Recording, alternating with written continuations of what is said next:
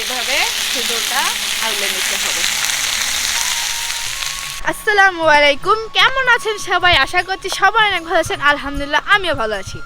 তো এখন আমি এইমাত্র স্কুল থেকে আসলাম, আর আসার পরে দেখি আম্মু ছাদের উপর রান্না করতেছে। তো আজকে আম্মু কি রান্না করতেছে সেটাই আপনাদেরকে দেখাই। আর আজকে কিন্তু স্পেশালি আম্মুর হাতে শীতল ভর্তা খাবো, জীবনের প্রথমবার। আর শীতল দেখতে কীরকম হয় সেটাও আমি দেখবো, কারণ জীবনে কোনোদিন আমি শীতল ভর্তা খাইও নি আর চোখেও দেখিনি। শুধু আম্মুদের মুখে শুনেছি তারা নাকি শীতল ভর্তা খাইছে, দেখছে, আর ছোটোবেলা থেকে বানাওছে হাত দিয়ে। আমি দেখিনি কোনোদিন, এখন আপনাদেরকে দেখাই। এই যে আমি দুটা সেদল নিছি, এখন আমি সেদলটা লাইয়ের পাতায় মুড়ে নিব। আচ্ছা আচ্ছা, নিবা নিবা, ঠিক আছে, একটু আমার হাতে দাও, আমি দেখি তো। এই যে এটা কিভাবে বানাই আম্মু? এটা কচু, শুটকি, আদা, রসুন, জিরা, মশলা, সব রকমের মশলা দিয়ে এটা শীতল বানায়। এটা দেখলে কিন্তু বোঝা যাবে না যে এটার ভিতরে শুটকি আছে, কিন্তু একটা শুটকি স্মেল আসতেছে। না স্যার, মানুষ মনে করতে এটা আসলে ঘুটা। সাধারণ সব গোটা হয়।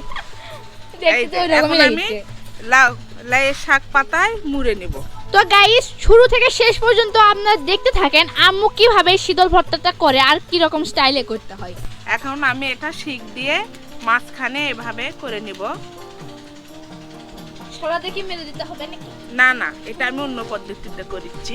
আসলে এখন আমি চুলের মধ্যে দিয়ে দিব।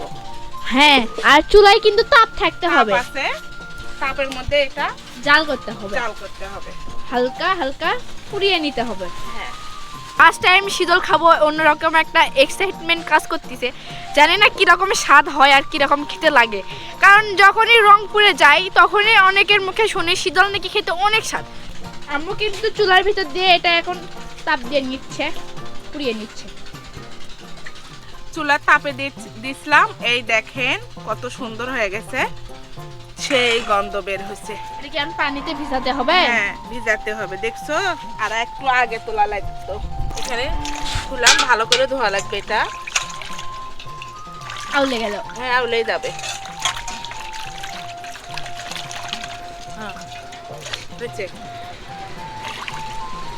এখানে রেখে দাও। আর এখানে আমি রসুন, পেঁয়াজ, কাঁচামরিচ তেলে দিয়ে দিব।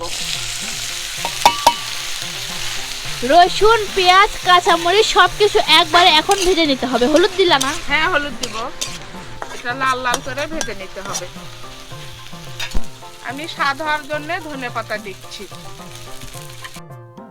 মাঝখানে আমি এরকম করে জায়গা করে নিলাম, এখন শীতলটা এর মধ্যে দিয়ে দেব। বাটির মাঝখানে যে ফাঁকা জায়গাটুকু আছে সেখানে কিন্তু আম্মু শীতলটা ভেজে নেবে। তুমি তুলা শীতল ভাজার জন্য এই দেখো কি হচ্ছে। এইভাবে শীতলটা আউলে নিতে হবে।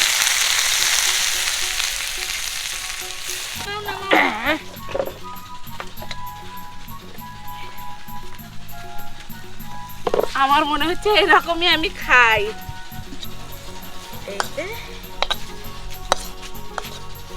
এই যে এখানে আমি স্বাদ মতো লবণ দিয়ে দিচ্ছি, দিয়ে এটা আমি এই কুটু দিয়ে ডলে নেব।